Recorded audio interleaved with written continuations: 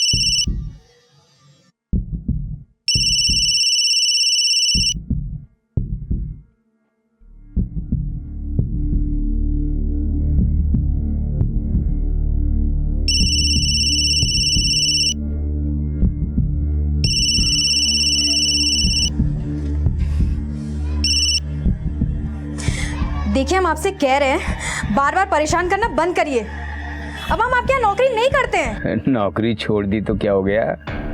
जान तो हो मेरी, आओ ना। हम आपसे कह रहे हैं हमारा आपसे कोई वास्ता नहीं है। मेरा तो है। अच्छा ये बताओ, तुम आ रही हो कि फिर मैं आऊँ? बोलो। देखिए, हमारा पीछा छोड़ दीजिए वरना हम छोड़ेंगे नहीं आपको।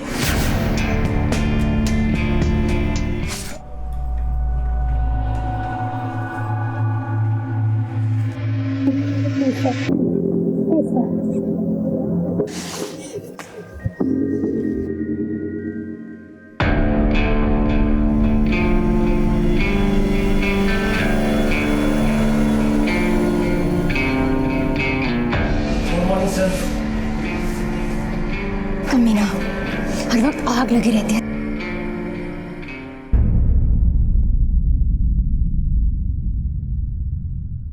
हेलो, यहाँ ये कुत्ता हर रोज तुम्हारी जोई को नोचता रहे और तुम बस हाथ पर हाथ रखकर बैठे रहो, कुछ नहीं करो। इस बूढ़े का तुम कुछ करोगे क्या मैं ही कुछ करूँ?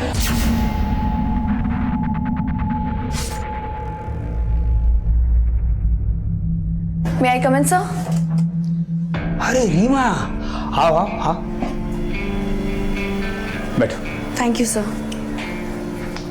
तो कुछ काम की बात कर लेते हैं। आई मीन टारगेट फिक्स कर लेते हैं। Okay sir. ये है तुम्हारा टारगेट। क्यों, कम है? बताओ, बढ़ा दें? भाई तरक्की करनी है, ऊपर जाना है तो परफॉर्मेंस तो देनी होगी।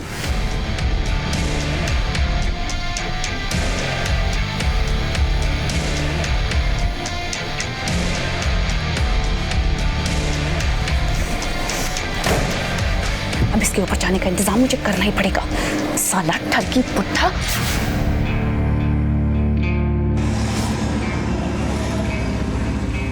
प्लीज स्टॉप इट सर, अब शादीशुदा हूँ मैं। ये तो बड़ी अच्छी बात है। अरे तुम्हें तो खुश होना चाहिए। ऐश करेंगे हम और बिल फटेगा तुम्हारे पति के नाम का।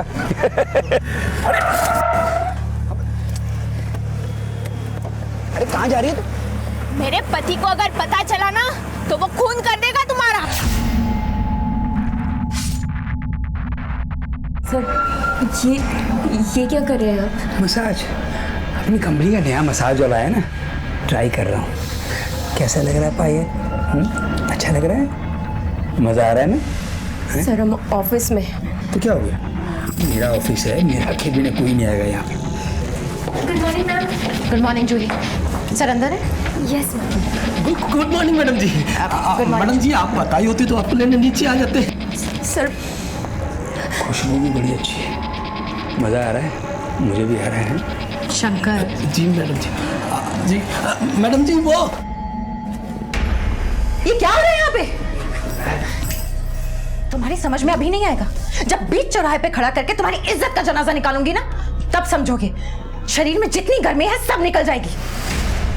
और तुम, अगर तुम्हारी जवानी इतना ही जोर मारी है तो चौक पे क्यों नहीं जाके बैठ जाती? Get out, out now.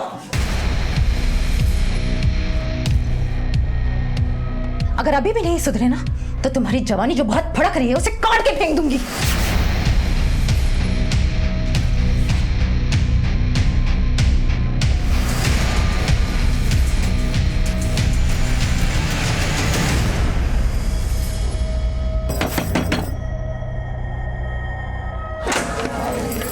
आ गए दीदी आप, कैसे हो आप?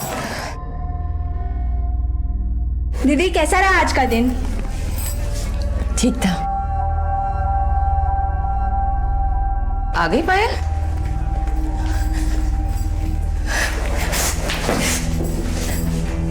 पायल क्या हुआ बेटा? मम्मी आज ऑफिस में बॉस की वाइफ ने सबके सामने मेरी बेइज्जती की।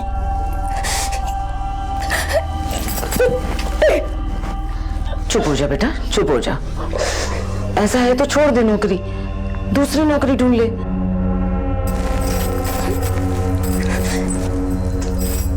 ऐसे कैसे नौकरी छोड़ दूं मम्मी?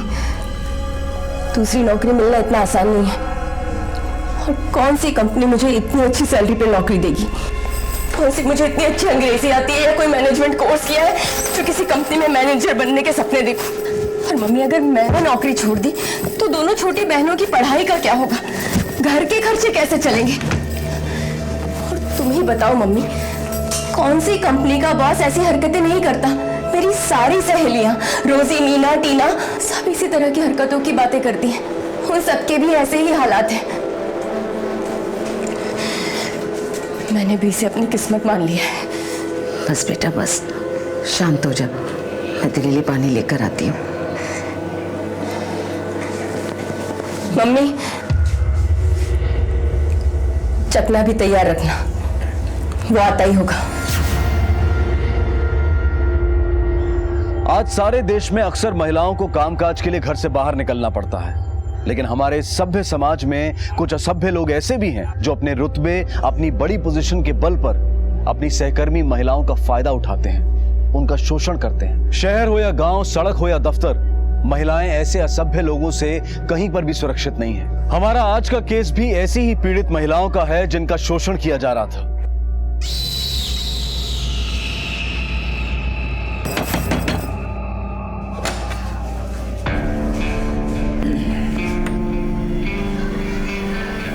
पायल, तेरे सर आए हैं। कैसी है तू? हैं? खेलो खेलो, शाबाश खेलो।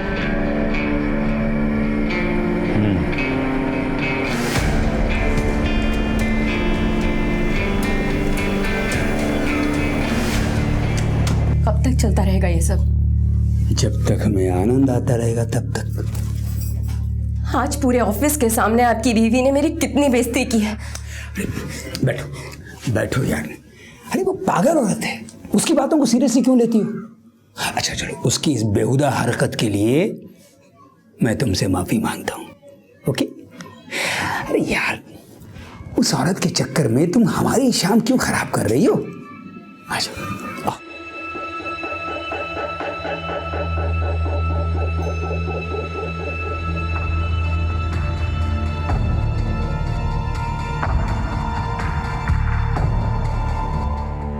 सर वो आखिरी दिन था जब सर घर आए थे। उसके बाद ना तो वो आए और ना ही उनका फोन।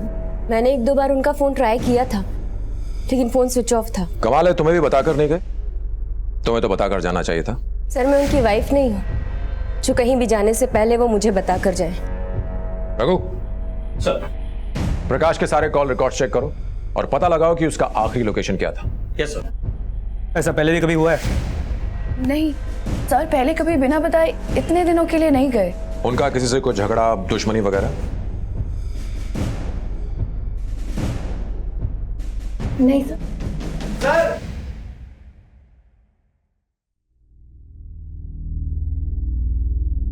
सर, ये कुछ अश्लील किताबें, ड्रॉर से ये ब्लू फिल्म की सीडीज और ये कुछ कॉन्डम्स मिले हैं सर।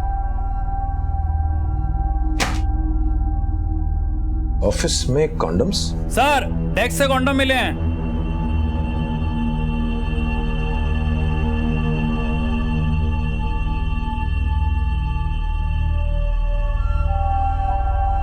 किसकी डेस्क है? इन रीमा जी की। सर, आपने प्रकाश सर के अकाउंट की डिटेल्स मांगी थी, वो इसमें है। इसमें लास्ट ट्रांजैक्शन 25 मई को किया गया है 45,000 का। हाँ सर, उस दिन रात को सर ने 90,000 दो अलग अलग अकाउंट से निकाले थे। और सर अक्सर ऐसे पैसे निकालते ही रहते हैं। लेकिन वो ऐसा क्यों करते हैं? सर बड़े लोग हैं तो उनके शौक भी बड़े ही रहेंगे ना। रघु सर, इस एटीएम की सीसीटीवी फुटेज निकालो और चेक करो। सर की एक बात तो थी, सर की ना तो मेम साहब से बनती थी और ना तो छोटे साहब से, आए दिन कचकच होती रहती थी।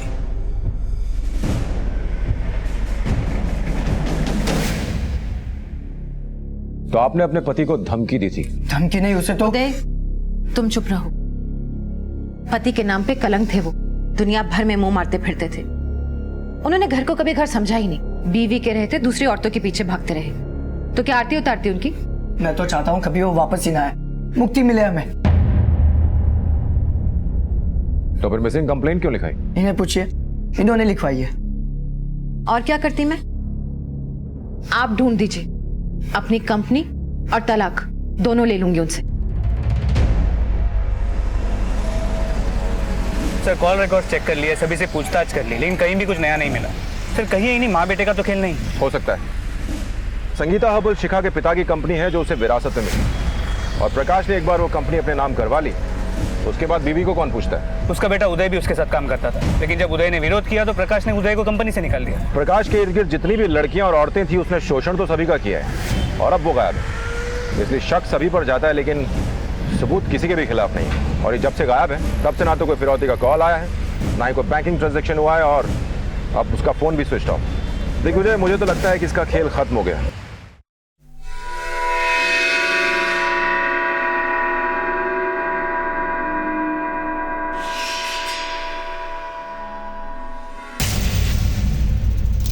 अरे ये तो किसी आदमी का कान है।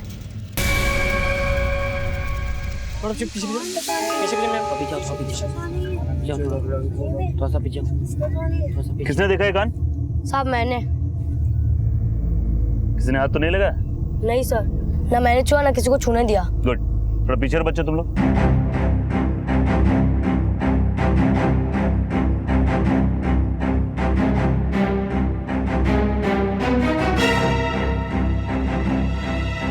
आइए सर, देखिए ये है।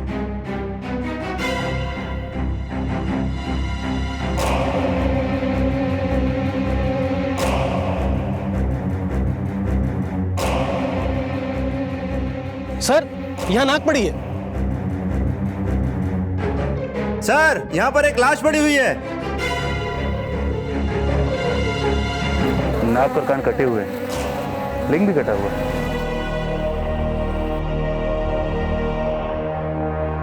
सर किसी प्रकाश यादव का नाम है और संगीता हर्बल्स का एड्रेस लिखा हुआ है, और डेबिट कार्ड पर भी प्रकाश यादव है। सर सर कहीं ये वही आदमी तो नहीं है जिसकी मिसिंग कंप्लेंट हमें थाना हजरतगंज से आई थी?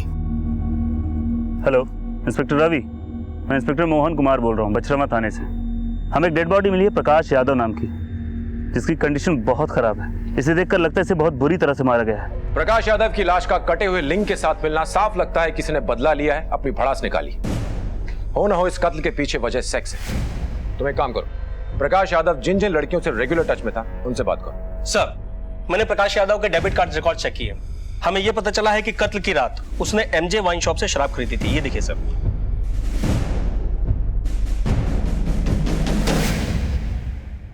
प्रकाश साहब को तो बहुत अच्छे से जानता हूं सर मैं, वो तो हमारे पुराने कस्टमर थे। अच्छा आप जरा सोचकर बताना, उस दिन प्रकाश के साथ कार में कोई था या फिर वो अकेला था? ले लीजिए। चल रमेश, चलता हूँ। ठीक है प्रकाश भाई।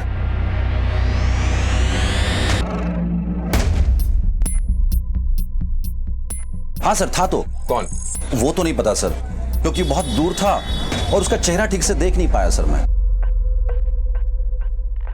महिलाओं का शारीरिक शोषण एक घिनौना जुर्म है और बहुत कम ही खुलकर सामने आता है, क्योंकि उन्हें अपने ऊपर बढ़ने वाले हाथ से ज्यादा अपने ऊपर उठने वाले सवालों की फिक्र होती है, और इसी कमजोरी का फायदा उठाना प्रकाश यादव जैसे लोग अच्छी तरह से जानते हैं। पुलिस ने जब गुत्थियों को खोलना शुरू किया तो पता चला कि प्रकाश यादव ने अपनी हवस को मिटाने के लिए कई महिलाओं का शारीरिक शोषण किया था। फेहरिस्त काफी लंबी थी, लेकिन पुलिस ने उन पीड़ित महिलाओं से छानबीन शुरू की।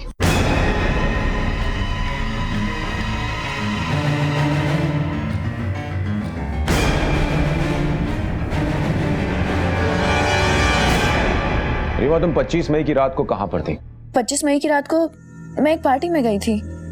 लेकिन आप ये सब मुझसे क्यों पूछ रहे हैं? कहीं आपको ऐसा तो नहीं लगता कि मैंने उसे मारा है? हो भी सकता है। देखिए सर, मैंने प्रकाश यादव का मर्डर नहीं किया है। हाँ, मैं उसे मारना जरूर चाहती थी, मगर कभी हिम्मत नहीं जुटा पाई। तुम उसे मारना चाहती थी? क्यों?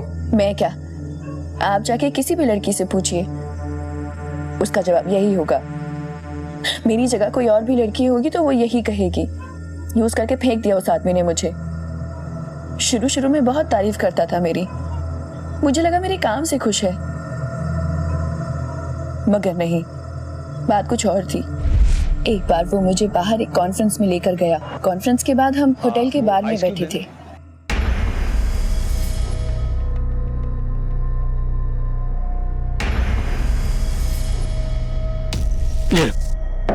Thank you sir. वेलकम।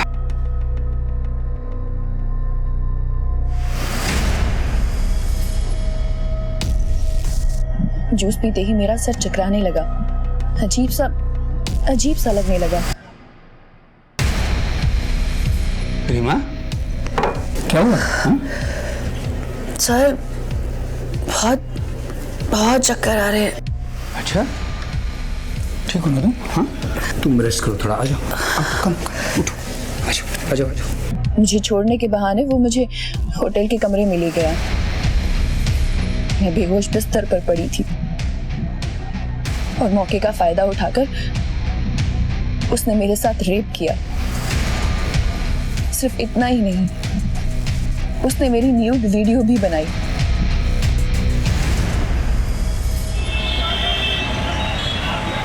मुझे तो ये सब पता भी नहीं था। एक दिन जब मैं उसके केबिन में मीटिंग कर रही थी, लखनऊ में 1020, इलाहाबाद में 500, बनारस में 400 और चंडीगढ़ में 1280। सर ये क्या कर रहे हैं आप? क्या कर रहा हूँ मैं ऐसी वैसी लड़की नहीं हूँ सर। तो मैंने कब कहा कि तुम ऐसी वैसी लड़की हो? तुम तो बहुत अलग किस्म की लड़की हो। हाँ? देखो, ये देखो, इसमें कितनी अलग लग रही हो।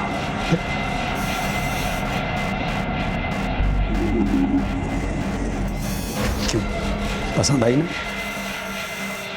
अब बताओ, मेरा ख्याल रखोगी या नहीं? बाकी तो तुम खुद ही समझदार हो। उस दिन के बाद से हमेशा उसने अपनी मनमानी की। उसने मुझे पैसे दिए, आउट ऑफ टर्न जाकर प्रमोशन भी दिया, एक सेकेंड हैंड कार भी दी थी। हर वक्त मेरे आगे पीछे घूमते थे, लट्टू थे मुझ पर। और पायल के आने के बाद उन्होंने मुझे मक्खी की तरह निकाल फेंका। पर्क्स वगैरह जो मुझे मिलते थे वो सब काट दिया और उस पायल को दे दिए। दिग्विजय, पायल को बुलवाओ, इसने हमें सारी बातें नहीं बताई। Yes sir. चालाक मुजरिम अक्सर पुलिस को गुमराह करने के लिए शक की सुई किसी और की तरफ घुमाने की कोशिश करता है, पर 1 मिनट के लिए सारी बातें भूल करके बेसिक्स की तरफ चलते हैं। ये बताओ, प्रकाश यादव की मौत से सबसे ज्यादा फायदा किसे हुआ? उसकी बीवी और उसके बेटे को। करेक्ट। इस उदय को उठाओ, टटोलते हैं। सर कुछ पता चला? नहीं चला है तो चल जाएगा, इसलिए तुझे यहां बुलाया। कत्ल वाले दिन ऑफिस के पार्किंग लॉट में तो 2 घंटे किसी का इंतजार कर रहा था, और जैसे तेरे बाप की गाड़ी निकली तो उसके पीछे हो लियो। सीसीटीवी फुटेज में सब कंफर्म हो गया है। नहीं सर, वो ऐसे सर, तेरे बाप की मौत से सबसे ज्यादा फायदा तुझे ही होने वाला था। सच सच कबूल कर ले, नहीं तो इतना कूटेंगे कि तेरी हड्डियां जुर्म कबूलेंगी तेरा। बहुत देखिए सर, मैं मानता हूँ उस दिन मैं अपने पापा को मारने के इरादे से ही गया था, लेकिन फिर मेरी गर्लफ्रेंड राशि के साथ मेरी बात हुई और उसके साथ बात करने के बाद मैंने सोचा कि ये आदमी तो मारने के लायक भी नहीं है। झूठ बोलने में पीएचडी हासिल की है साले ने। सच बोल। सर मैं सच बोल रहा हूँ, वो आदमी बाप कहलाने के लायक नहीं था, एक नंबर का गिरा हुआ आदमी था। उसने मेरी माँ की जरा भी कदर नहीं की। दिन ब दिन उसकी हरकतें घिनौनी होते जा रही थी सर। एक दिन तो हद ही कर दी उन्होंने, लड़कियों को घर लाना शुरू कर दिया अपनी अय्याशी के लिए। क्या हो रहा है यहाँ पे? ये क्या बदतमीजी चल रही है? बेशरम लड़की, ये मेरा घर है, कोठा नहीं। चल। मुझे क्या बोल रही हो? अपने पति को संभालो, जबरदस्ती लेकर आए मुझे, समझी? मेरे ही बेडरूम में खड़े होके मेरे ही पति के साथ रंगलियां मनाती है। डरूंगा तुम्हें। क्या कर रहे हो? माँ पे हाथ उठाते हो, छोड़ूंगा नहीं तू, छोड़ूंगा नहीं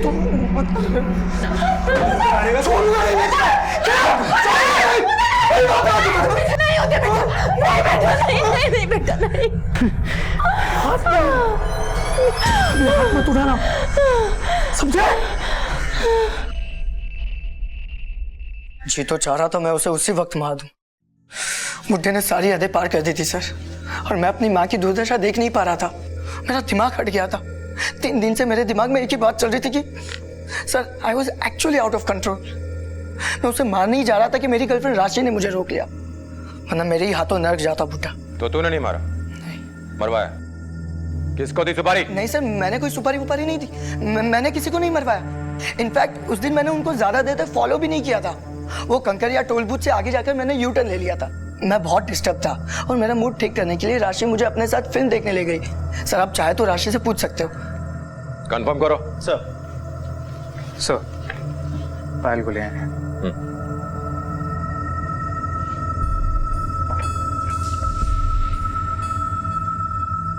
पायल, मुझे एक बात समझ में नहीं आ रही कि तुम प्रकाश की मौत के बाद खुश हो या दुखी? दुखी हूँ सर। लेकिन दुख तो तुम्हारे चेहरे पर नजर नहीं आ रहा है। अच्छा ये बताओ कि तुम दोनों के बीच ये सब कैसे शुरू हुआ? सर जब मैंने ये जॉब ज्वाइन किया मैं बहुत खुश थी। प्रकाश सर से मिलने के बाद ऐसा लगा कि वो बहुत अच्छे इंसान हैं। वो मेरी हर चीज से खुश थे, मेरे काम की बहुत तारीफ करते थे। कंपनी ज्वाइन करने के बाद ऐसा लगा कि लाइफ में जितनी भी प्रॉब्लम्स है सब आसानी से सॉल्व हो जाएंगी, पर ऐसा कुछ भी नहीं था सर। प्रकाश सर भेड़ की खाल में भेड़िया थे। एक दिन मुझे एक पार्टी में लेकर गए, मेरी कोल्ड ड्रिंक में कुछ मिला दिया उन्होंने, मैं बेहोश हो गई और जब होश में आई तो उन्होंने मेरी एक वीडियो बना ली थी। तो तुमने पुलिस कंप्लेंट क्यों नहीं की उस वक्त? कैसी कंप्लेंट सर? एक बहुत छोटी सी जगह से हूँ मैं, मिडिल क्लास फैमिली से। प्रकाश जैसे लोगों के सामने हम लोग कैसे टिक पाते? पापा नहीं है हमारे, 2 छोटी बहनें हैं, मम्मी है, उन सबकी जिम्मेदारी, घर का सब ध्यान रखना, सब कुछ मैं ही करती हूँ। डर गई थी अगर मुझे कुछ हो गया तो उनको कौन संभालेगा। सर मजबूरी थी, इसलिए झुकती चली गई। और जब पानी सर से ऊपर चला गया तो तुमने फैसला किया कि उसे रास्ते से हटा दिया जाए? नहीं सर, ऐसा कुछ भी नहीं है, आप गलत समझ रहे हैं। तो फिर सही क्या है? सर फोन रिकॉर्ड के हिसाब से रीमा का फोन उसी इलाके में था जहां से हमें प्रकाश की लाश मिली। मैंने उसे थाने बुला लिया सर। कहीं तुमने रीमा के साथ मिलकर कोई चक्कर तो नहीं चलाया? नहीं सर, जब से हम सर के करीब हुए थे तब से रीमा हमारे नाम से भी नफरत करती थी। ये रीमा के प्रकाश के साथ कैसे संबंध है? सर पहले तो सब कुछ ठीक था, बाद में सब गड़बड़ा गया। इसमें रीमा की कोई गलती नहीं थी, वो तो ये जॉब छोड़कर जाना चाहती थी, लेकिन सर नहीं चाहते थे कि वो जॉब छोड़कर जाए। बुड्ढे ने तुम्हारे पर्क्स काटे तो तुमने उसका लिंक काट दिया? नहीं सर, ये सब झूठ है। तुम्हारे कॉल रिकॉर्ड से साफ पता चलता है कि 25 मई की रात तुम उसी इलाके में थी जहां प्रकाश की लाश मिली। 25 मई की रात को मैं एक पार्टी में गई थी, मैं आपसे पहले भी कह चुकी हूँ। किसकी पार्टी? सर मैं अपने बॉयफ्रेंड नितिन के साथ गई थी, वो मुझे वहां लेकर गया था। देखिए पता करो उस नितिन का। सर एटीएम की सीसीटीवी फुटेज आ गई सर।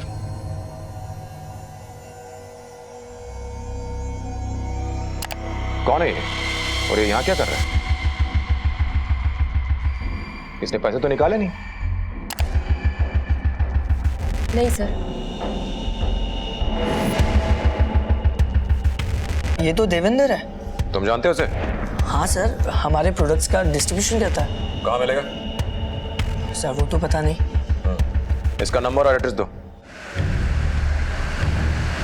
सर मुझे ऐसे लग रहा है कि इस मर्डर के पीछे वजह कुछ और है और हमें गुमराह करने के लिए उस आदमी का लिंक काट दिया गया था ताकि हमें ऐसे लगे कि इसके पीछे कोई लड़की हो। सर वरना एक अकेली लड़की किसी आदमी को इतनी बेरहमी से कैसे मार सकती है? पॉइंट है, बस ये देवेंद्र एक बार सही खांचे में फिट हो जाए फिर दूध का दूध और पानी का पानी हो जाएगा।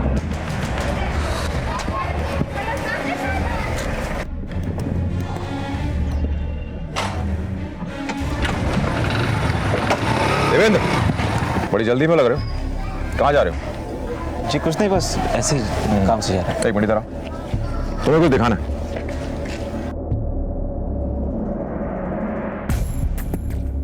तुम उस दिन वहां क्या कर रहे थे? जी बस पैसे निकालने गया था। प्रकाश यादव जहां से पैसा निकालता है तुम भी वहीं से निकालते हो?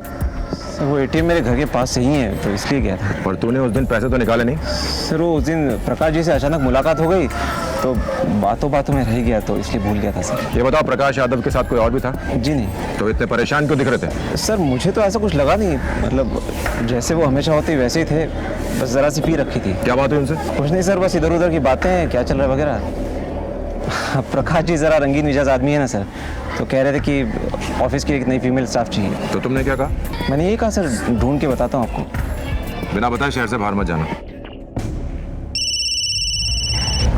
हाँ बोलो। सर मैं उदय की गर्लफ्रेंड राशि के घर के बाहर खड़ा हूँ। उसके पिता ने कंफर्म किया है कि उस रात उदय राशि के साथ फिल्म देखने गया था।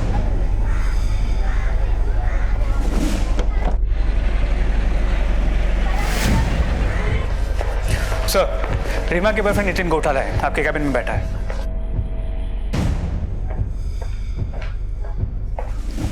Hello sir. नितिन, तुम 25 मई की शाम अपनी गर्लफ्रेंड रीमा के साथ कहां पर थे? मैं और रीमा उस दिन सर हमारे एक दोस्त के घर में पार्टी थी, बस वहीं गए थे। लेकिन सर आप ये सब क्यों पूछ रहे हैं? सवाल नहीं, दोस्त का नाम? सर साकेत वर्मा। इस दोस्त का नाम और एड्रेस लो और पता करो। और उस पार्टी में कुछ और लोग भी आएंगे जो इसको जानते होंगे, उनसे भी चेक करो। जी। नंबर 2। लखनऊ के प्रकाश यादव की लिंक काटकर की गई हत्या पुलिस के लिए भूल भुलैया बनी हुई थी। पुलिस ने रीमा, पायल, उदय सबसे पूछताछ की, लेकिन किसी के खिलाफ उन्हें कोई ठोस सबूत नहीं मिल पा रहा था। इनफैक्ट पुलिस को इस केस का सिरा नहीं मिल पा रहा था। इस केस में अब तक जो एक चीज मिसिंग थी वो थी प्रकाश यादव की कार, जो अब तक पुलिस को नहीं मिली थी, लेकिन पुलिस उसे ढूंढने की पूरी कोशिश कर रही थी। उस दिन अगर प्रकाश के साथ कोई था तो उसे उस एटीएम पर भी होना चाहिए था, क्योंकि शराब खरीदने के लगभग आधे घंटे बाद ही प्रकाश ने 90,000 रुपए निकाले थे। पर देवेंद्र ने हमें बताया कि उस दिन प्रकाश के साथ वहां कोई नहीं था। वही तो, मुझे लग रहा है ये देवेंद्र झूठ बोल रहा है। तुम एक काम करो, प्रकाश के गायब होने से लेके अब तक के यानी पिछले 7 दिनों के बैंक रिकॉर्ड्स और कॉल रिकॉर्ड्स निकालो इस देवेंद्र के। सर देवेंद्र की इस बैंक स्टेटमेंट के मुताबिक उसने पिछले 7 दिनों में कोई अमाउंट नहीं निकाली है। देखो जी, लोग एटीएम इसलिए जाते हैं क्योंकि उन्हें पैसों की जरूरत होती है, और देवेंद्र भी उस दिन पैसे निकालने के लिए गया था। चलो माना उस दिन वो भूल गया, लेकिन अगली 7 दिनों तक उसे पैसों की जरूरत नहीं पड़ी। बड़ी अजीब सी बात है। सर क्या ये हो सकता है कि उसी ने प्रकाश को मारकर उसके सारे पैसे चुरा लिए हों? हो सकता है। उसकी कॉल रिकॉर्ड चेक करो, पता करो। सर मर्डर के वक्त देवेंद्र उस इलाके में नहीं था, पर हाँ उस दिन प्रकाश की बात देवेंद्र से जरूर हुई थी। और एक बात सर, देवेंद्र का फोन मर्डर के वक्त स्विच ऑफ था सर।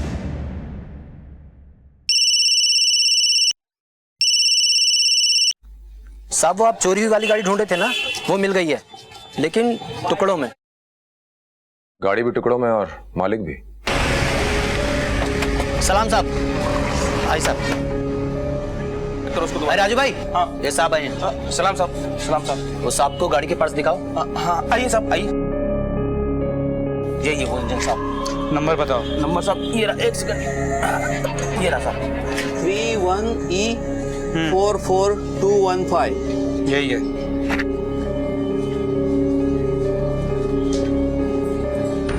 सर नंबर मैच करता है, इंजन प्रकाश की कार की है। ये कार तुम्हें किसने भेजी?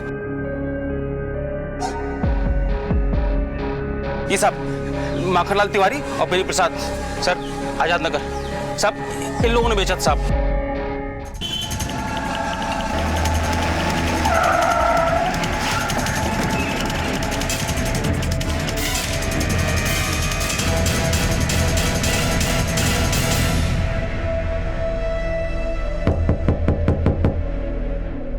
मैं देखता हूँ।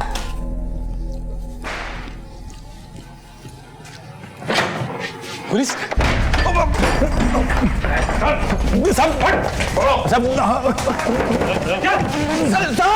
अरे क्या हुआ साहब, बताइए ना साहब। तुम दोनों ने प्रकाश यादव की कार कहां से चुराई? वो 2 दिन से एक ही जगह पे खड़ी थी साहब, तो हमने उसे उठाकर बेच दिया, उसके बॉडी पार्ट बेच दिए बस।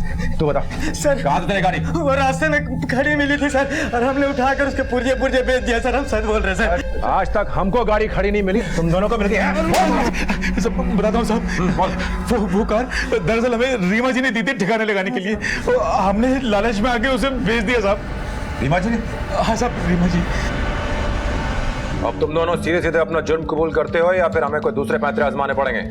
सर हमने कोई जुर्म नहीं किया है, मेरी बात का यकीन कीजिए। ये नौटंकी बंद करो और सच सच बताओ, तुमने जिस आदमी को प्रकाश यादव की गाड़ी को ठिकाने लगाने दिया था वो अब हमारी हिरासत में है। मेरे पास सर की गाड़ी कहां से आएगी?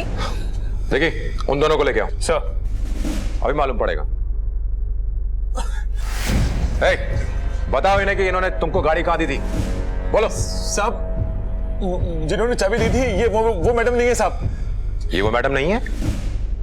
नाम क्या बताया था तुमने? रीमा। तो यही तो रीमा है। नहीं साहब ये वो रीमा नहीं है साहब।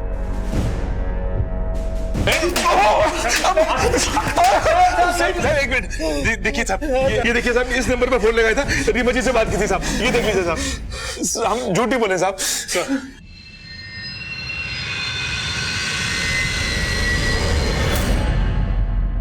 रीमा का नाम आने के बाद पुलिस को लगा कि एक केस सॉल्व हो गया है, लेकिन कहानी ने फिर से एक नया मोड़ ले लिया था। अब पुलिस की सारी उम्मीदें टिकी थी एक मोबाइल फोन नंबर पर।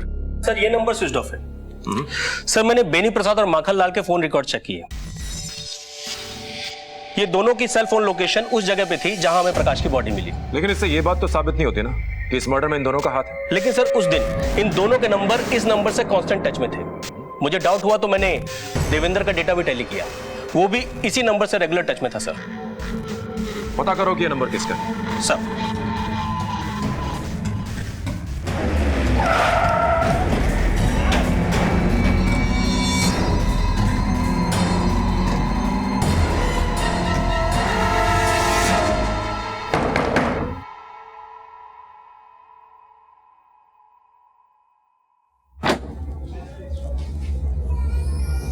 पायल कहाँ है?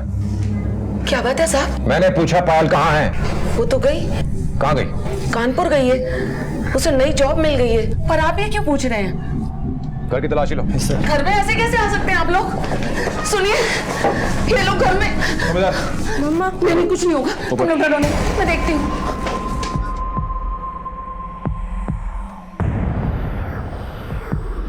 साहब आप लोग मुझे बताते क्यों नहीं? ये पायल के कमरे की तलाशी क्यों ले रहे हैं? क्या चाहिए आप लोगों को?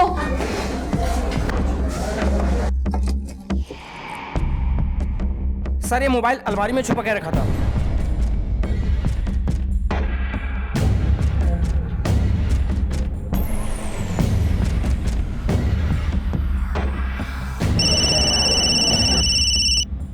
ये तो वही नंबर है जिसकी हमें तलाश है।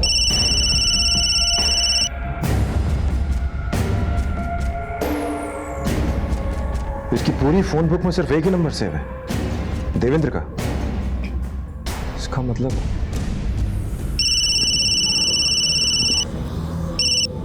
हाँ दिग्विजय। सर ये देवेंद्र गायब है, उसके घर वालों को भी नहीं पता कि वो कहाँ है। उसका फोन ट्रैक करो, देवेंद्र को पकड़ना बहुत जरूरी है। पायल भी उसी के साथ होगी। जी सर। आप देवेंद्र को जानती हैं? पायल उसे कहाँ मिली? ऑफिस में। वो नौकरी के लिए आया था, बड़ा ही नर्वस था। पायल उसे मिली तो पायल ने उसका हौसला बढ़ाया। उसके बाद दोनों मिलने लगे और जल्दी ही एक दूसरे को चाहने लगे। लड़का अच्छा था, घर आता, घंटों बातें करता, सबको हंसाता। मुझे लगा चलो पायल की जिंदगी तो अच्छी हो जाएगी, उस बुढ़े से छुटकारा तो मिल जाएगा। पर एक दिन ये क्या कर रहे हैं यहाँ पे? मेरा दोस्त है। दोस्त है तो घर से बाहर रखा करो इसे। चल निकल यहाँ से, चल। मेरे टुकड़ों पे पड़ के मुझसे दगाबाजी, खबरदार आइंदा यहाँ पे दिखाई दिया तो चल निकल। सर लेकिन चल चल यहाँ से। इसे यहाँ मत बुलाया करो। हैं चलो आ जाओ आ जाओ।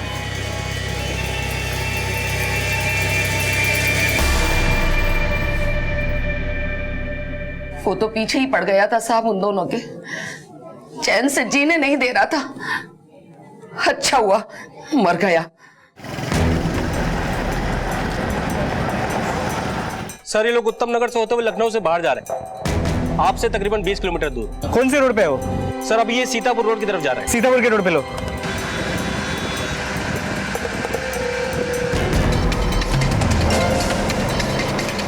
आगे से आप राइट ले लीजिए सर। यहाँ पे राइट लो, यहाँ पे राइट लो।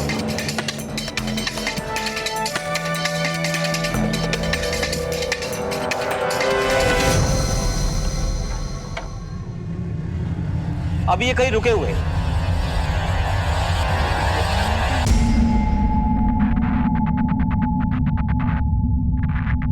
सर आप पास तक पहुंच गए। लगता है वही है। चलो चलो जल्दी लो, जल्दी आगे लो। भाई भगवान! अरे मैं क्या है? थाने में चल, बता दे तुझे क्या किया है। डालो इसको अंदर। चल कह रहा यार मेरे साथ है तू।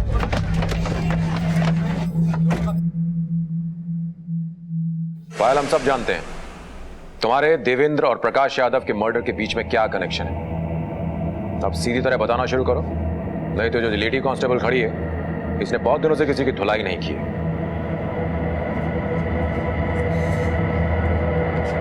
सर, मैंने जब देवेंद्र को अपने और प्रकाश यादव के रिलेशन के बारे में बताया तो वो बहुत गुस्से में था। उस आदमी को जिंदा रहने का कोई अधिकार नहीं था। उसने पायल का वीडियो बना के रखा था और आए दिन उसके साथ बलात्कार करता था। परेशान हो चुकी थी पायल उससे, इसलिए मैंने फैसला किया कि पायल को उस आदमी से मुक्ति दिलाऊंगा। सर, प्रकाश यादव हमेशा मेरा फ़ोन चेक किया करता था, इसलिए देवेंद्र ने मुझे एक नया फ़ोन और एक नया नंबर लाकर दिया था। प्रकाश यादव की जानकारी के बिना देवेंद्र और मैं एक दूसरे से उसी नंबर पर बात करते थे। मर्डर वाले दिन मैंने प्रकाश को फ़ोन करके उससे माफ़ी मांगी और अपने अंकल के साथ डील करने की ऑफ़र भी थी, जिसमें कि लड़की और पैसे दोनों ही थे। लड़की और पैसे प्रकाश की कमज़ोरी थे, इसलिए वो मना नहीं कर पाया। ले लीजिए। चल रमेश, चलता हूँ। ठीक है प्रकाश भाई। वो आया, शराब खरीदी और गाड़ी में ही शराब पीनी शुरू कर दी।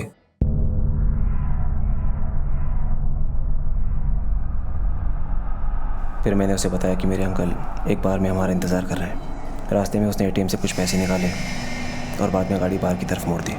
लेकिन वो गाड़ी कभी भी अपनी मंजिल तक नहीं पहुंची। नहीं सर, ज़रा गाड़ी रोकिए ना। क्यों? ज़रा आता हूँ।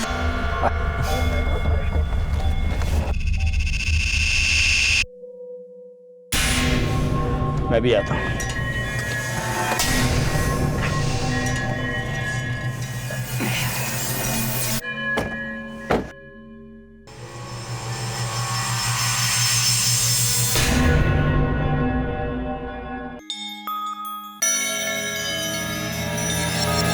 बहुत आग लगी थी ना तुम्हें? हाँ, हर लड़की को अपनी बपौती समझते थे ना, अब तुम्हें पता चलेगा। सर, उस जानवर को मारने का मुझे कोई अफसोस नहीं है। अफसोस तो मुझे इस बात का है कि वो मेरे साथ बलात्कार करता रहा और मैं कुछ नहीं कर पाई। आप ही बताइए सर, कौन लड़की एक बुढ़े की रखैल बनके उसके साथ जिंदगी गुजारना चाहेगी? मैं भी चाहती थी कि एक हम उम्र लड़के के साथ शादी करके अपनी जिंदगी गुजारूं, लेकिन वो बुढ़ा मुझे कहीं भी अकेला नहीं छोड़ता था। न ऑफिस में न घर में, हर जगह साए की तरह मेरा पीछा करता था। गलती से अगर किसी हम उम्र लड़के के साथ हंस लूं या बात कर लूं तो चिल्लाता था, गुस्सा करता था। वो मुझे जीने नहीं दे रहा था सर। प्यार में शारीरिक संबंध का होना अलग बात है सर, लेकिन बलात्कार। पायल, तुम्हारे साथ जो हुआ उसका मुझे अफसोस है, पर जो कुछ तुमने किया उसने तुम्हें भी कानून का मुजरिम बना दिया। कानून अपने हाथों में लेने से अच्छा यह होता है कि तुम पुलिस से मदद लेती। पायल ने अपना बदला तो ले लिया था, लेकिन उसकी जिंदगी बर्बाद हो गई। अगर जूही, रीमा, पायल, रुचिका और मिताली ने शुरू में ही प्रकाश यादव के खिलाफ आवाज उठाई होती, पुलिस को बताया होता, तो इतना बड़ा जुर्म नहीं होता। क्राइम पेट्रोल सभी दर्शकों से, खासकर काम करने वाली महिलाओं और लड़कियों से ये अनुरोध करता है कि सेक्सुअल हैरेसमेंट की पहली पहल पर ही अपने घर वालों, अपने ऑफिस के एंटी हैरेसमेंट सेल और पुलिस को सूचित करें, ताकि बात आगे बढ़ने की नौबत ही ना आए। सरकार ने महिलाओं की सुरक्षा के लिए सख्त कानून बनाए हैं, इसलिए डरिए मत, सोचिए मत, तुरंत सूचित कीजिए। आपसे फिर मुलाकात होगी अगले एपिसोड में एक और नए केस के साथ। तब तक अपना और अपने परिवार का ख्याल रखें और देखते रहें क्राइम पेट्रोल। सबक एक को, सीख हम सबको। जय हिंद। बस भैया, इधर रुकना। कितना हुआ भैया? बस ठीक है, रहने दीजिए।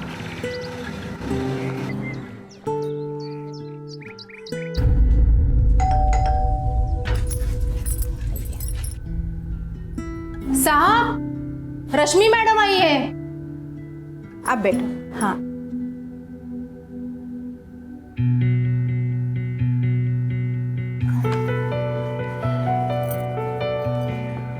रश्मि आ गई तुम? हाँ सर। अच्छा काम करो, तुम स्टडी में जाके बैठो, मैं अभी आता हूँ। ओके।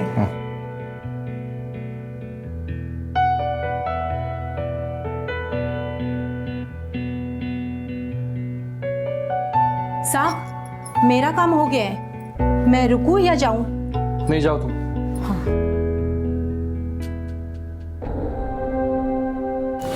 सर ये क्या कर रहे हैं आप? वही जिसके लिए तुम आई हो। सर लेकिन दरवाजा खुला है। डोंट वरी, कोई नहीं है घर में।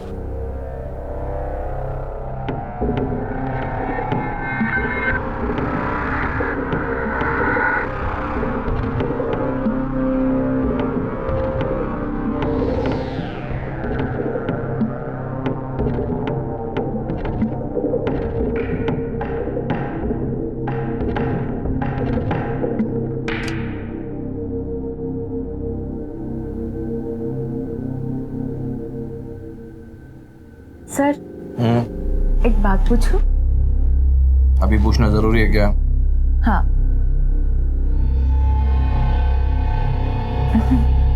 बोलो। हम लोग शादी कब करेंगे? जरूर करेंगे। मेरा वनीता से डिवोर्स होते ही।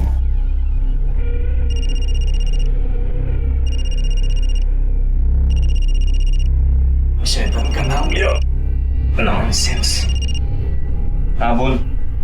जी मैं निकल गई हूँ यहाँ से, कल सुबह पहुँच जाऊँगी पुणे। हाँ ठीक है। वर्कशॉप कैसा रहा? हाँ ठीक होता। आपने खाना खाया? वो सरिता आ रही है ना टाइम पे? हाँ सब ठीक है। Have a safe journey. अच्छा सुनो ना, वो अरे मैं क्लाइंट के साथ हूँ विनीता, कल डेट है उसकी। सॉरी ठीक है मैं रख फोन रख। वो सुबह सुबह पहुंच रही है, तुम निकलो अभी। सर आपने डाइवोर्स पेपर फाइल किया? नहीं। लेकिन सर कम ऑन रश्मि।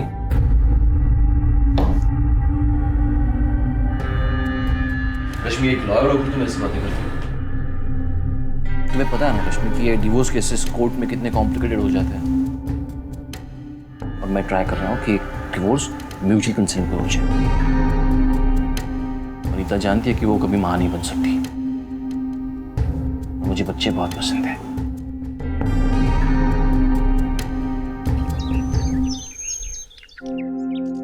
लक्ष्मण चल, लेट हो रहा है।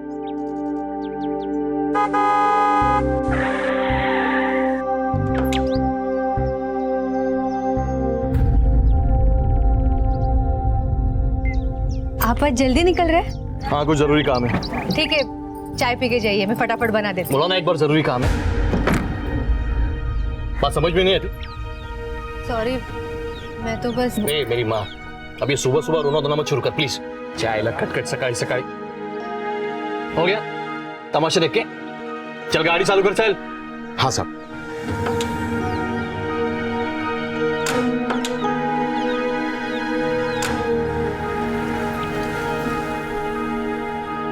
ले और ये ले। अबे तू भी डालना। ये ले ये बिग्गी ये बीस पकड़। खत्म है। चल ले चल ले बीस।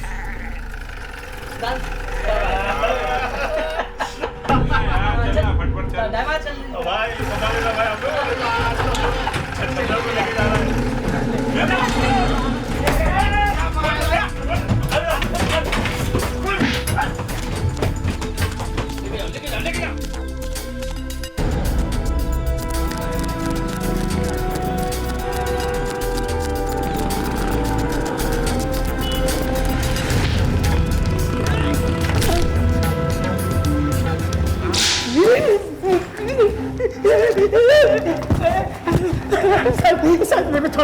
राजू नेवले नाम है ना तेरा? सुपारी ले रहा है? किसको मारा? किसको ने मारा है? चपट्टा।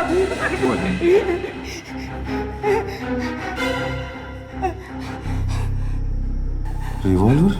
किसी को नहीं मारा ना? हाँ बोल, ये कहाँ से आया? क्या है? बता दो सामान मत। मैं कोई सुपारी किलर नहीं हूँ साहब। मैं तो छोटा मोटा झोल करने वाला आदमी हूँ साहब। वो 3 महीने पहले एक वकील का सुपारी मिला था, तब ये मिला था अपन को। वकील को मार डाला?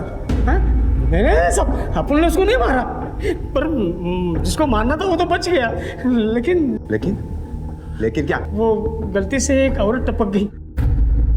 3 महीने पहले एक शूटआउट में एक औरत अपनी जान गंवा बैठी और उसकी 4 साल की मासूम बच्ची अनाथ हो गई। लेकिन हैरानी की बात यह है कि यह हमला उसके लिए नहीं बल्कि किसी और के लिए प्लान किया गया था। पुलिस इन्वेस्टिगेशन एक डेड एंड पर आकर रुक गई थी। लेकिन क्या कॉन्ट्रैक्ट किलिंग के शक की वजह से हिरासत में लिया गया राजू नेवले पुलिस का जवाब था? आखिर ये कौन सी गुत्थी थी जिसे सुलझाने में पुलिस को इतना वक्त लग गया? आखिर क्या हुआ था 3 महीने पहले? मिस्टर खांडेकर, मैंने आपसे पहले ही कहा मैं बहुत महंगा वकील हूँ। कल शाम तक मेरे ऑफिस में पैसे नहीं पहुंचे तो मैं परसों कोर्ट में खड़ा नहीं रहूंगा। साहब, पान वाले के उधर रुकना है। रोज रुकता है ना, तो आज क्यों पूछ रहा है? दिमाग नहीं चला सकते? नॉनसेंस।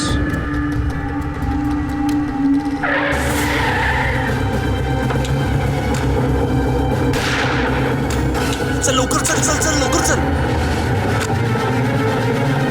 पुणे के सबसे कामयाब criminal lawyer mister Suren Gokhale पर जानलेवा हमला हुआ।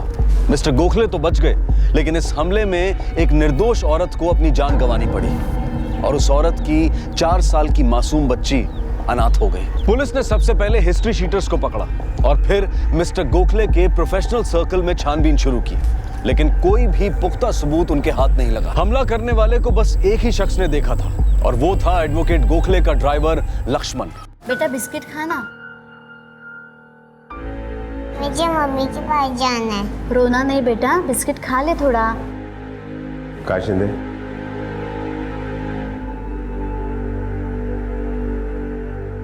बराबर है साहब, बराबर है। ऐसे ही दिखता था वो। ठीक तरह से देखो। हाँ साहब, सेम टू सेम।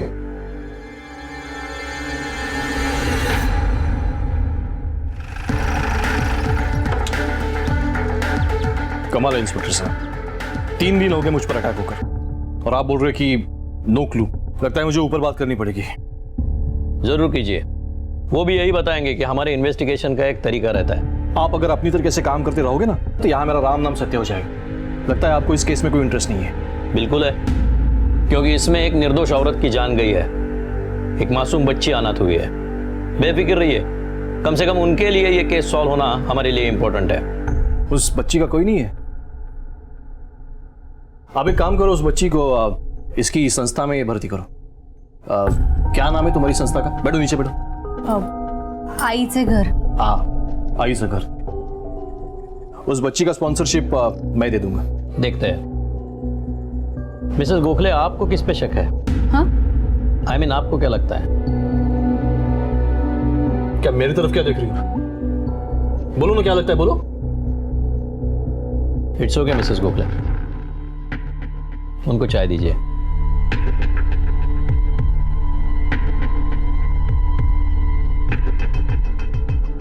एक्चुअली जब से अटैक हुआ है डर सी गई है। मैं समझ सकता हूँ।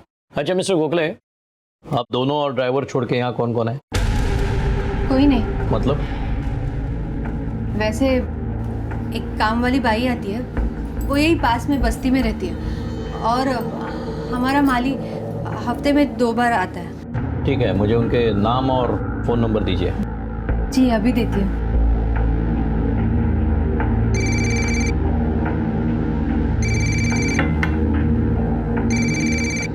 Excuse me. हाँ दादव, स्केच बन गया? गुड। सगळ्या पोलीस स्टेशनला पाठवा, मुझे भी मोबाइल पे भेज दो। हाँ, ये शूटर हाथ आते ये सुपारी किसने दी इसका पता चलेगा। अच्छा, वो बच्ची ने कुछ खाया? ठीक है, उसके लिए 1-2 जोड़ी कपड़े मंगवाना, पैसे मैं देता हूँ। ये नाम और नंबर्स, और ये मेरा कार्ड उस बच्ची के लिए। थैंक्स। अब कैसी है वो? माँ के हाथ से ही खाऊंगी बोलती है। अक्सर यही होता है, गलती करता कोई और है और सजा किसी और को मिलती है। गोखले की बीवी वनीता, उसके बारे में और इंफॉर्मेशन निकालने की कोशिश करना। सर आपको क्या लगता है इस हमले में उसका हाथ है? कुछ कह नहीं सकते, लेकिन गोखले और उसकी बीवी के बीच में रिलेशंस कुछ अच्छे नहीं है। और अगर ये बात सही है तो गोखले को मारने के लिए उसके पास पूरा मोटिव है। कांट से शिंदे सर, उस बच्ची को कल सुबह इस आश्रम में दाखिल करना, मैंने बात की है।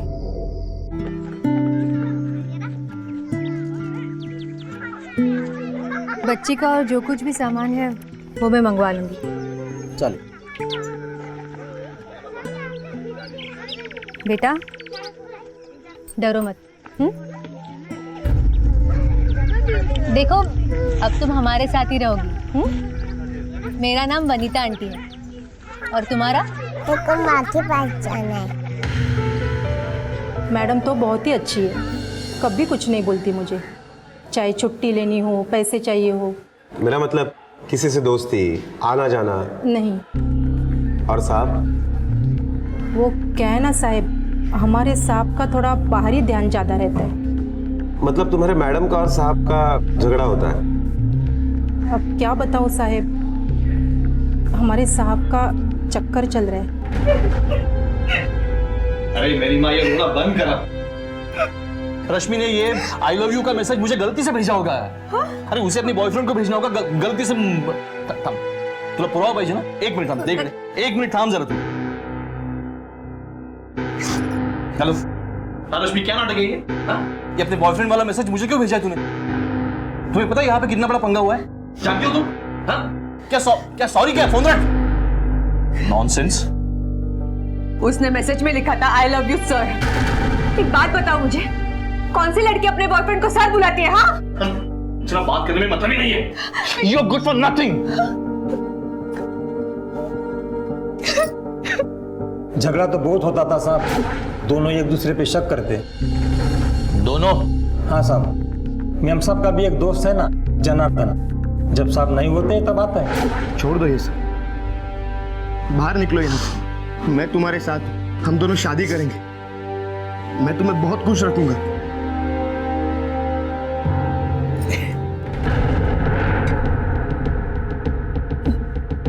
डिस्टर्ब किया मैंने? नहीं, हाँ तो बोलो, चला जाता हूँ ऑफिस। फिर चलने दो तुम्हारी रासलीला। क्यों? गोखले, मुंह संभाल के बात करना। ए, चुप रहे।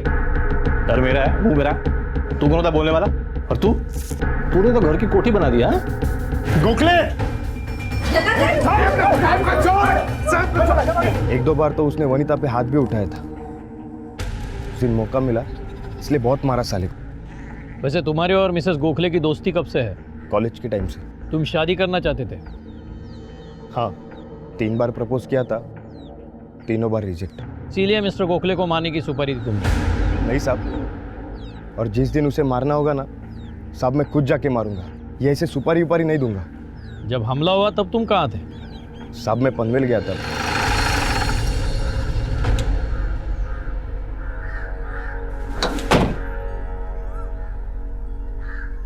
जैन सर। यादव जनार्दन के कॉल रिकॉर्ड चेक किए? जी सर, जिस दिन अटैक हुआ उस दिन मोबाइल लोकेशन के हिसाब से वो इस शहर में नहीं था और कॉल रिकॉर्ड में भी कुछ भी अनयूजुअल नहीं मिला है। फिर भी नजर रखना उस पर। जी सर। ज्यादा प्रोफेशनल और सोशल फ्रंट पे तो सब क्लियर लगता है। मुझे लगता है कि हमला किसी करीबी इंसान ने किया है। मतलब? आई डोंट नो, लेकिन मेरी सोच उसके बीवी तक आकर रुक गई, क्योंकि जनार्दन बोल रहा था कि सुरेन गोखले का किसी लड़की के साथ अफेयर चल रहा है। एक काम करो, उसके ड्राइवर को बुलाओ। हमारा साहब है ना, एकदम राजा आदमी। लड़की लोग पीछे पीछे भागता था, क्या बोल बच्चन करता था पता नहीं, लेकिन लड़कियां पागल हो जाती थी। मतलब एक साथ कितने लफड़े करते हैं वकील साहब? नहीं साहब, वो मामले में हमारे साहब ना एकदम पक्का। एक टाइम पे एक खत्म हो जाने के बाद फिर दूसरा। तो कोई लड़की तेरे साहब के गले में कभी हड्डी बन के नहीं अटकी? नहीं नहीं साहब, हमारा साहब मस्त हैंडल करता था। हाँ, पर एक लड़की थी जिसने हमारे साहब को बहुत रुलाया। गाड़ी में फुल एसी होता था मगर साहब के पसीने सूख जाते थे। कौन थी वो लड़की? पल्लवी, साहब की असिस्टेंट थी।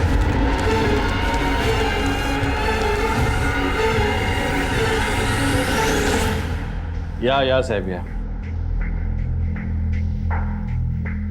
आपने तो रेड ही मार दी और आप रेड हैंड पकड़े भी गए। Sorry sir. ऑफिस मेरा है, असिस्टेंट मेरी है, मुझे कुछ प्रॉब्लम नहीं है तो मुझे क्या के डर। बैठिए ना। Thank you. पल्लवी का भी डर नहीं था, फिर भी बाद में क्या हुआ ये आप जानते हैं। देखिए मैं इस बारे में कुछ बोलना नहीं चाहता, वो मेरा पर्सनल मैटर है। गोखले साहब आप चाहे ना चाहे आपको बोलना पड़ेगा। अटैक में बेवजह एक औरत की मौत हुई है। पल्लवी मेरी असिस्टेंट थी, हम दोनों के बीच काफी अच्छी दोस्ती थी। सिर्फ दोस्ती या और कुछ? अब आप ही बताइए, कोई खूबसूरत लड़की अगर खुद मेनका बनने पर उतर आए तो आज के जमाने में कौन विश्वामित्र बनना चाहेगा?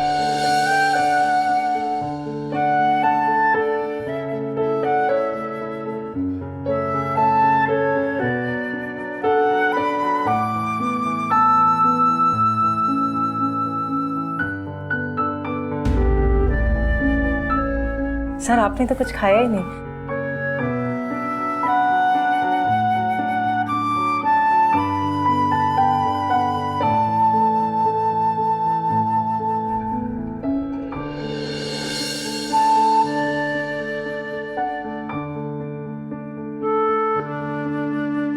धीरे धीरे हमारी नजदीकियां बढ़ने लगी, हम दोनों एक दूसरे को पसंद करने लगे।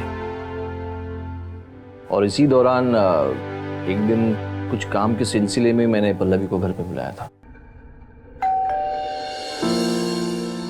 आप सर हैं घर पे? हाँ। आप कौन? मैं पल्लवी, सर के ऑफिस में काम करती हूँ। सर ने बुलाया है मुझे।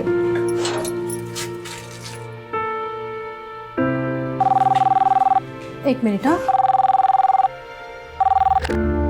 हेलो।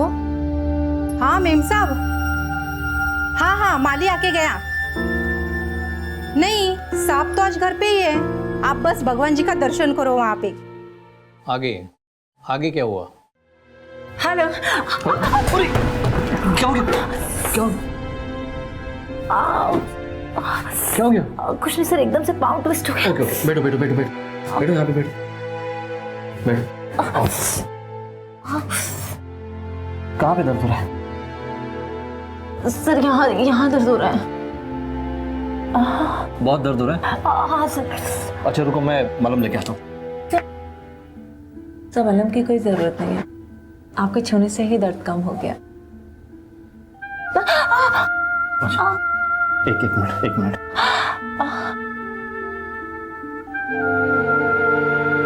आपके हाथों में तो जादू है सर।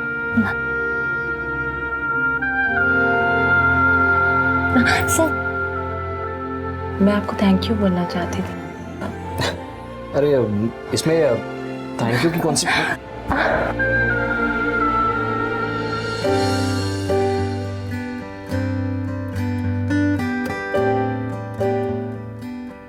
पल्लवी मैंने कभी सोचा नहीं था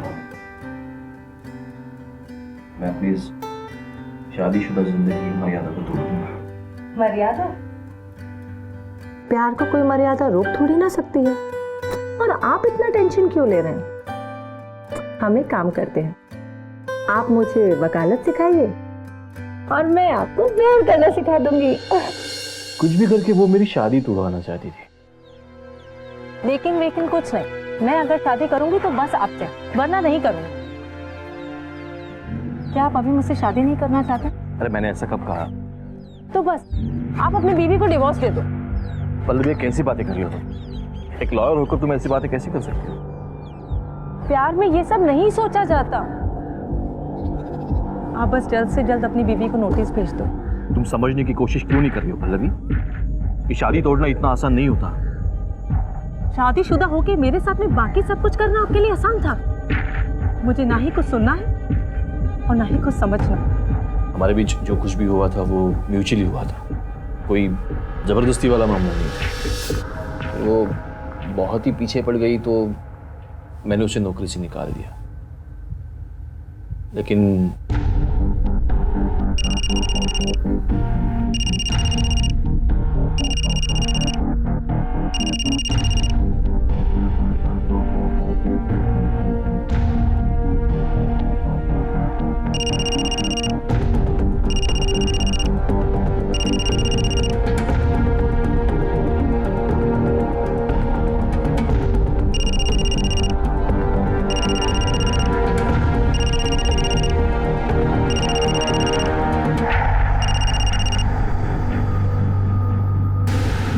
मैंने उसे नज़रअंदाज करने की बहुत कोशिश की, लेकिन उसने मेरा पीछा नहीं छोड़ा। धीरे धीरे उसकी फ़ोन कॉल्स बढ़ते गए और एक दिन अचानक वो ऑफिस पहुंच गई। क्यों तंग कर रही हो मुझे? क्या चाहिए तुम्हें? वैसे तो मैं सिर्फ तुम्हें चाहती हूँ, लेकिन फिलहाल कुछ पैसों की जरूरत है। कितने चाहिए? 5 लाख रुपए। 5 लाख? दिमाग ठिकाने है तुम्हारा? नहीं दूंगा। तो ठीक है, मुझे मेरी जॉब वापस दे दो। देखो पल्लवी, ये ब्लैकमेल है। Don't cross the line. Line तब क्रॉस होगी जब मैं तुम्हारा पूरा सच मीडिया के सामने लाऊंगी, और जब मीडिया वाले तुम्हारे आगे पीछे कैमरा लेके घूमेंगे ना, तब तुम्हें समझ आएगा। मैंने उसे बेनिफिट ऑफ डाउट दिया। सोचा पैसों की प्रॉब्लम हुई होगी तो पैसे भी दिए और जॉब भी दी, लेकिन शायद उसे मुझे तंग करने में मज़ा आने लगा था। मेरे एक क्लाइंट की फाइल उसने ऑपोजिट लॉयर को बेचने की कोशिश की और पकड़ी। फिर एज पर द गाइडलाइन उसे अपना लीगल प्रैक्टिस का लाइसेंस खोना पड़ा। उसके बाद वो कहाँ चली गई मुझे पता नहीं। फिर कुछ दिन बाद अचानक उसका फ़ोन आया, लेकिन इस बार मैं अलर्ट था, तो मैंने वो फ़ोन कॉल रिकॉर्ड किया। मुझे वो रिकॉर्डिंग सुनना है।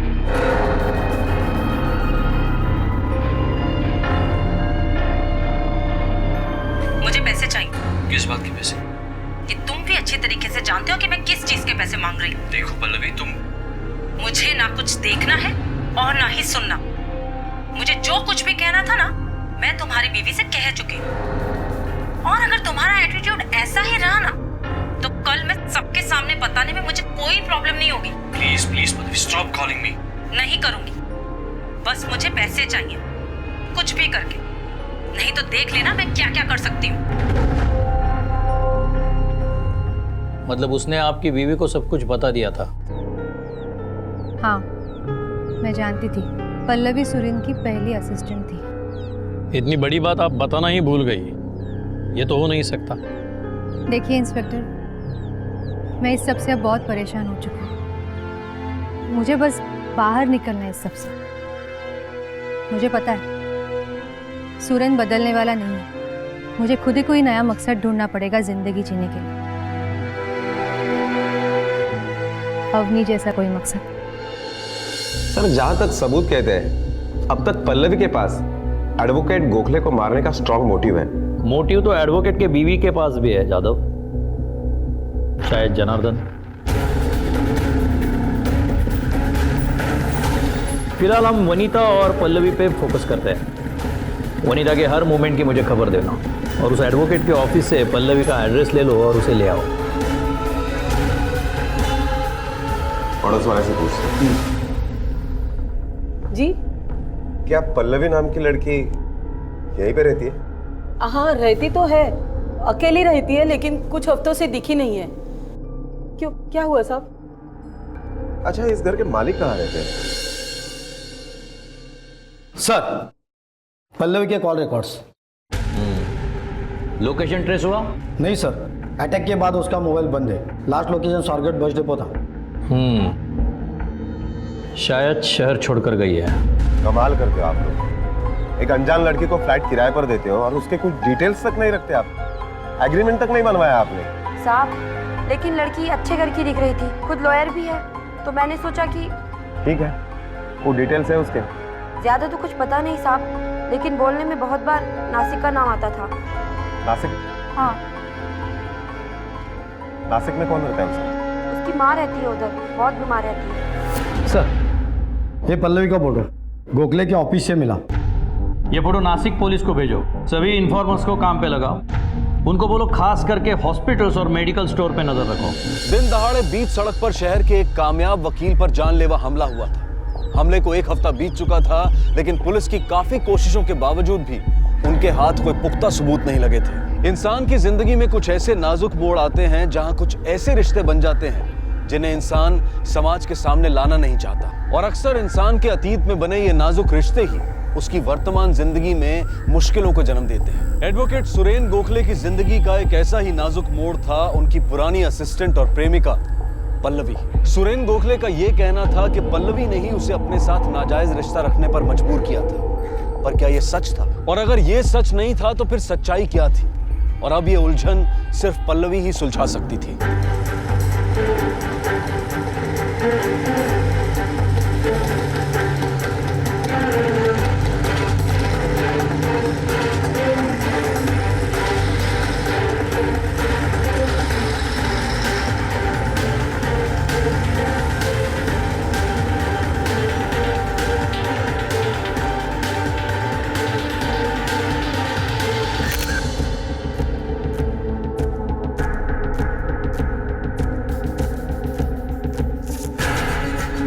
यही है पल्लवी।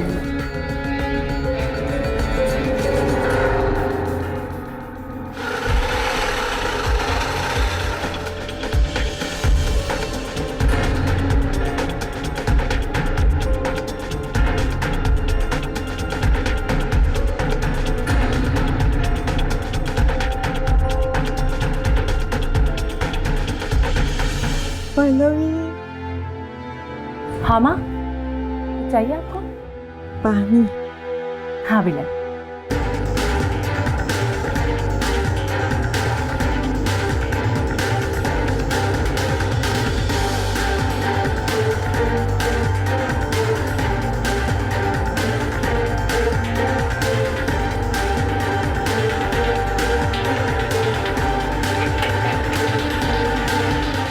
पल्लवी। जी, आप कौन? PSI Jadhav, Pune. Please please stop calling me. नहीं करूंगी, बस मुझे पैसे चाहिए, कुछ भी करके। नहीं तो देख लेना मैं क्या क्या कर सकती हूँ। यस सर, ये कॉल मैंने ही किया था, ये आवाज मेरी ही है। और क्या मतलब है इसका? सर और क्या मतलब हो सकता है? जो कुछ भी है मैंने साफ साफ कहा है। आपने एक रेप्यूटेड लॉयर को पैसों के लिए धमकी दी है। हाँ सर, मैंने धमकी दी है, लेकिन उसी रेप्यूटेड लॉयर के सामने मैं रोई, गिड़गिड़ाई, पैसों के लिए भीख मांगी, लेकिन उन्होंने मेरी किसी भी बात पे ध्यान ही नहीं दिया। ये कॉल मेरा 7वां 8वां कॉल है उन्हें। इससे पहले के कॉल्स नहीं सुना उन्होंने आपको? लेकिन मिस्टर गोखले आपको पैसे क्यों दे? मेरी जिंदगी बर्बाद करने के, मेरा करियर खत्म करने के पैसे सर। मतलब? सर मेरा बार लाइसेंस कैंसिल हो गया, मेरी नौकरी चली गई, सिर्फ और सिर्फ उस सुरेन गोखले की वजह से। लेकिन तुमने खुद चुना है ना ये रास्ता। सर कोई भी लड़की ना इस रास्ते को खुद नहीं चुनती है, इस रास्ते पे मुझे जबरदस्ती धकेला गया है। क्या हो गया? अरे मैडम, क्या हुआ? कुछ नहीं, एकदम से पाँव ट्विस्ट हो गया। अच्छा अच्छा, ठीक है ठीक है, अंदर आओ, तुम जाओ काम करो अपना, मैं देखता हूँ। आराम से आराम से। ओके।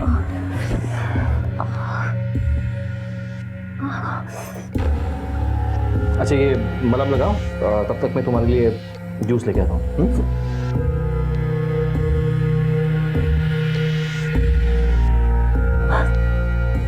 ठीक लग रहा है? अब थोड़ा ठीक है sir. Low juice P low. Thank you.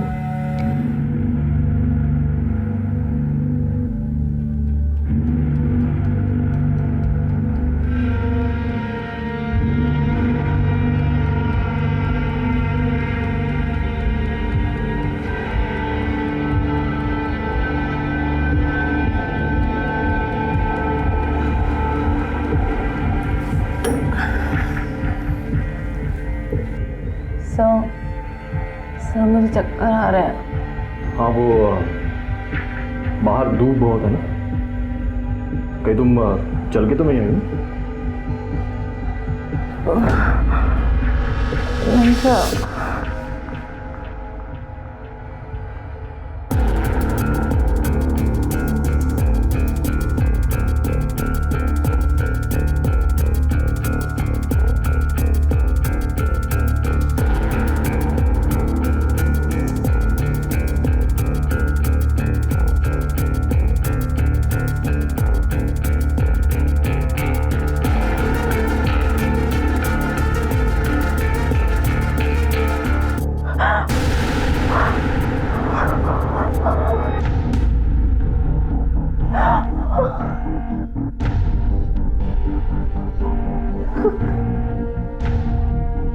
Sir कैसा? I'm really very sorry Pallavi. कल हम इतने करीब थे, मैं अपने आप को रोक नहीं पाया। पल्लवी मैंने कभी कहा नहीं, बट I love you। कुछ दिनों तक उसके झूठे प्यार का सिलसिला चलता रहा, लेकिन उसके बाद उसने मेरे फोन कॉल्स उठाने बंद कर दिए, मुझे नौकरी से निकाल दिया। बहुत धमकियां देने के बाद में मुझे मेरी जॉब वापस मिली। और दोबारा जॉब पे आने के बाद तुम्ही ने तो फाइल का लफड़ा किया था ना? बिल्कुल नहीं, ये सब उसका प्लान था, मुझे फंसाने के लिए, मुझसे छुटकारा पाने के लिए। उसी ने मुझे वो फाइल दी थी एक आदमी को देने के लिए, और प्लान के अकॉर्डिंग उसने ये प्रूव कर दिया कि वो आदमी दूसरे वकील का था, और बार एसोसिएशन में मेरी कंप्लेंट कर दी, और मेरा लाइसेंस कैंसिल हो गया। क्यों किया तुमने ये सब? तुम्हारी वजह से मेरी पूरी जिंदगी बर्बाद हो गई। बर्बादी क्या होती है ये तुम्हें पता नहीं है मेरी जान। अब तो सिर्फ लाइसेंस गया है, ज्यादा आवाज की ना तो सब कुछ छीन सकता है। यहाँ का सबसे बड़ा क्रिमिनल लॉयर जिंदगी से उठा सकता हूँ। तो तुम्हारी भलाई इसी में है, चुपचाप यहाँ से चली जाओ। आउट। अगर ये लड़की सच कह रही है तो सूर्य ने काफी सारी बातें हमसे छुपाई है, जिन बातों में ही उसके ऊपर जो हमला हुआ उसका सुराग है। सर एडवोकेट गोखले की बीवी ने दूसरे वकील की मदद से अपने डिवोर्स पेपर तैयार करवाए। हमले से पहले या बाद में? पहले सर, 2-3 हफ्ते पहले। सर अगर वनीता ने डिवोर्स पेपर इतने पहले तैयार करवा ही रखे हैं तो फिर अब तक उसने अपने पास क्यों रखे, फाइल क्यों नहीं की? जाहिर सी बात है दादा, डिवोर्स हुआ तो आधी प्रॉपर्टी, पति मर गया तो पूरी। एडवोकेट सुरेन गोखले पर हुए हमले को अब लगभग 1 महीना बीत चुका था और हमलावर की तलाश अब भी जारी थी। सुरेन गोखले की निजी जिंदगी में जैसे रिश्तों की गुत्थी सी बन गई थी। उसके हर जायज और नाजायज रिश्ते के पास उसे मारने की वजह थी। जैसे कि उसकी पत्नी वनीता, जो सिर्फ समाज में होने वाली बदनामी के डर से इस खोखले रिश्ते को ढो रही थी। दूसरी थी पल्लवी, जो एक वक्त सुरेन गोखले के बहुत करीब थी, लेकिन आज उनके बीच की दोस्ती और प्यार की जगह नफरत ने ले ली थी। और अब पुलिस के शक के दायरे में तीसरी थी गोखले की आज की असिस्टेंट रश्मि। कब से एडवोकेट सुरेन गोखले के पास काम कर रही हो? यही कोई 7-8 महीने हुए हैं। क्या काम करती हो? असिस्टेंट हूँ उनकी, केस सॉल्व करने में हेल्प करती हूँ, रेफरेंसेस निकाल के देती हूँ, अपॉइंटमेंट्स, कोर्ट डेट्स वगैरह एडजस्ट करती हूँ, सब कुछ करती हूँ। सब कुछ मतलब और क्या क्या करती हो? बोलो, आप क्यों चुप हो? प्रॉमिस किया है उसने शादी का। हम लोग जल्दी शादी करने वाले हैं। पहले बीवी से तलाक के बाद या वैसे ही? ऑफ कोर्स तलाक लेके। अच्छा, डोंगरे मैडम,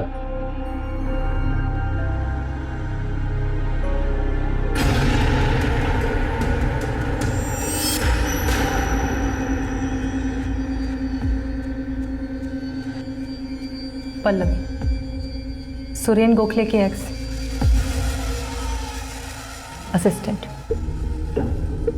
बिल्कुल तुम्हारे ही जैसे मैं उनका पूरा ख्याल रखती थी।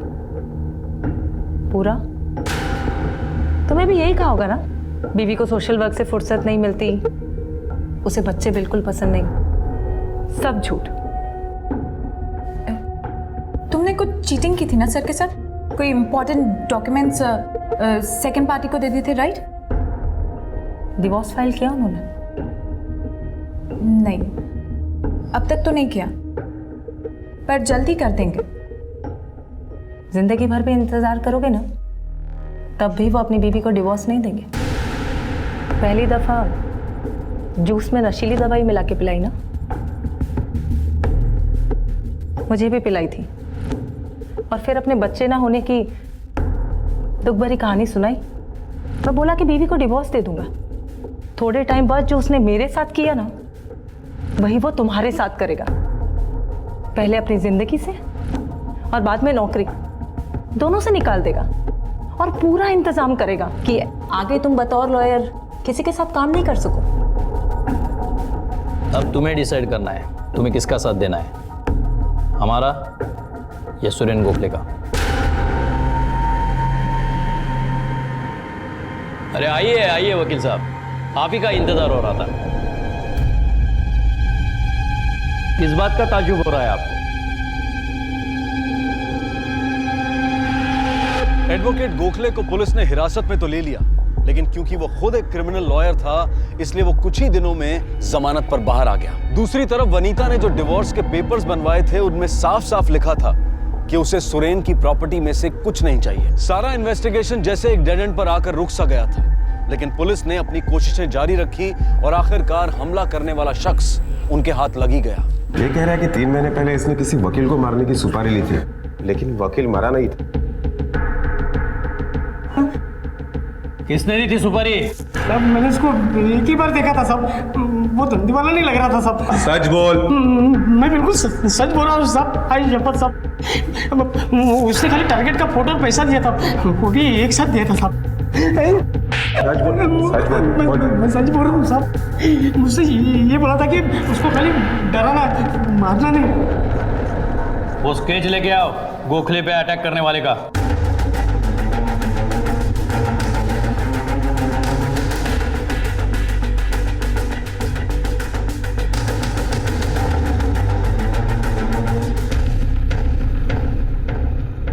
जादव एक काम करो,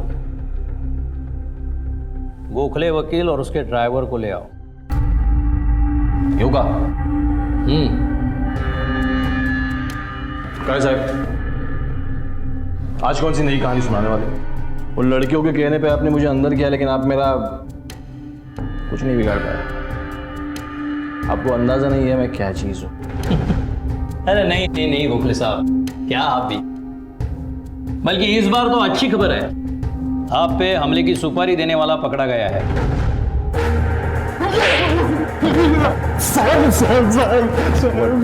अपने साहब को मारने की सुपारी क्यों दी? उसे क्यों मार रहा? गोखले, आपको मारने की सुपारी आप ही के ड्राइवर ने दी। एक औरत की जान गई है इस हमले में। मर्डर का चार्ज तो पक्का है तुझ पे। मैं बिल्कुल बेकसूर। चुप हो जा। तूने कहीं तेरी बोला ना, आपने किया। अरे चुप हो जा, कुछ नहीं होगा तुझे। जानता है ना तू कितने बड़े वकील का ड्राइवर है तू? नहीं वो मैं नहीं जानता, मेरे को जिंदगी भर नहीं सड़ना जेल में। मैंने साहब को मारने की सुपारी दी थी ना, वो मेरे साहब के कहने पे दी थी। स्टेटमेंट देगा? देगा। जादव, इसे स्टेटमेंट ले लो और अरेस्ट वारंट निकालो। गोखले को इस बार जमानत नहीं मिलनी चाहिए। ले जाओ।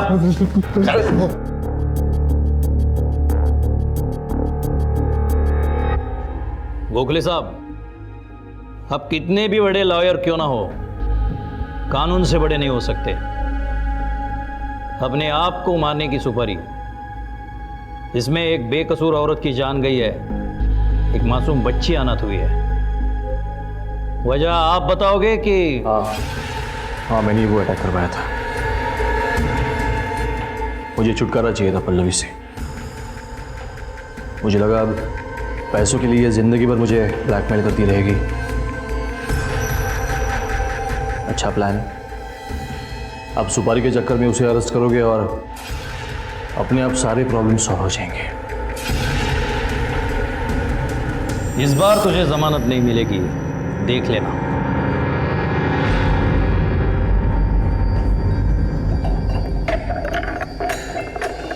आईचं पत्र हरवलं, मला सापडलं. आईचं पत्र हरवलं, मला सापडलं. आईचं पत्र हरवलं, मला सापडलं. आईचं पत्र हरवलं, मला सापडलं. आईचं पत्र हरव. माँ मुझे भूख लगी है. क्या कहा आपने? वापस कहो. माँ मुझे भूख लगी है.